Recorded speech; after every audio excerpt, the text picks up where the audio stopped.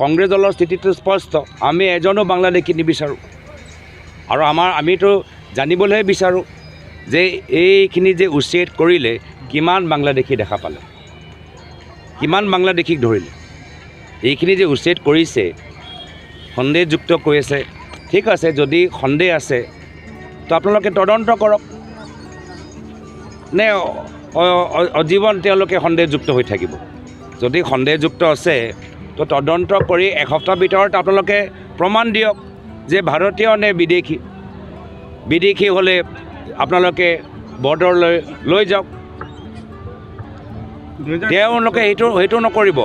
মানে 10 বছৰ হৈ গ'ল এতিয়াও সন্দেহযুক্ত হৈ আছে তো 10 বছৰ কি কৰি আছিলা এতিয়াতো 1.5 মাহ এভিকশ্যন চলাই আছে এতিয়াও সন্দেহযুক্ত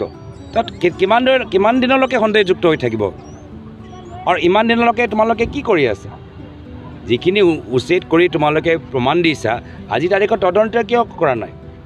কিমান বাংলাদেশী ধৰিলা তো মানুহ এইবোৰ চব বুজি পায় আজিৰ তাৰিখত এইখিনি বহুতখিনি মানুহ দুখীয়া তেওঁলোকে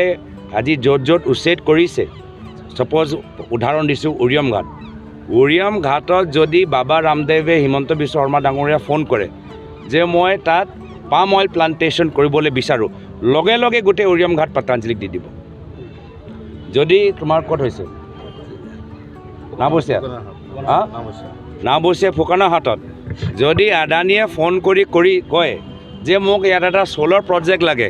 হিমন্ত বিশ্ব শৰ্মা ডাঙৰীয়া দৌৰি গোটেইখিনি আদানীক দি দিব তো সেইকাৰণে এইখিনি মানুহ দুখীয়া চৰকাৰে যদি ভাৰতীয় নাগৰিক হিচাপে তেওঁলোকক পুনৰ সংস্থাপনৰ এটা ব্যৱস্থা হাতত ল'ব লাগে কিন্তু এইখন চৰকাৰ আদানী আম্বানী পিছত নিজৰ পৰিবাৰৰ নামত বাগান খোলা ৰিজৰ্ট খোলা তাৰ পৰা তেওঁলোকে অলপ সময় পালেহে দুখীয়া মানুহক পুনৰ সংস্থাপন কৰিব তাৰ পৰা সময় পালেহে তেওঁলোকে সন্দেহযুক্ত নাগৰিকৰ ভিতৰত সঁচাকৈ বাস্তৱ বাংলাদেশী কোন ধৰিব সময় ক'ত আছে মুখ্যমন্ত্ৰীক মই শুভেচ্ছা জনালোঁ পুনৰবাৰ তেওঁ কৰৰপতি মুখ্যমন্ত্ৰী হিচাপে প্ৰমাণ হ'ল 17 কোটি হ'ব তেওঁ কৈছিল যে অসমখনক ভাৰতৰ 5টা শীৰ্ষ ৰাজ্যৰ তালিকাৰ ভিতৰত লৈ যাব সেইটোতো পোৱা নাই কিন্তু উত্তৰ পূৰ্বাঞ্চলত 5জনৰ আটাইতকৈ ধনী মুখ্যমন্ত্ৰীৰ মাজত তেওঁ 3 নম্বৰত পাই গৈছে নেকি মই তেখেতক সেইটোৱে শুভেচ্ছা জনালোঁ আমাৰ কথা এতিয়া চিন্তা কৰিব নালাগে অসমৰ জনসাধাৰণে চিন্তা নিজে কৰিব আগন্তুক নিৰ্বাচনত অসমৰ জনসাধাৰণ তেখেতক বিদায় দি ৰাইজে নিজৰ নেতৃত্ব ল'ব কংগ্ৰেছে তেওঁ ৰাইজক সহায় কৰিব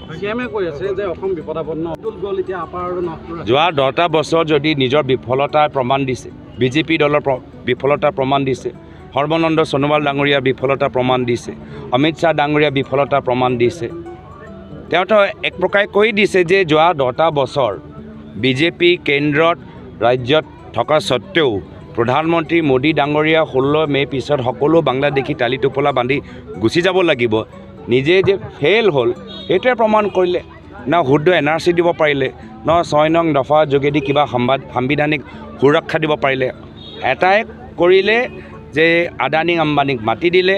নিজৰ পৰিবাৰক মাটি দিলে ফ্লাইঅভাৰ কাষত মাটি কিনিলে বিজেপি লিডাৰবোৰে তেওঁলোকে বাগান কিনিছে দুখীয়া মানুহক উচ্ছেদ কৰিছে এইখিনিয়ে কৰিছে আৰু তো এইটোৱে তেওঁলোকৰ যোৱা 5টা বছৰৰ হিচাপ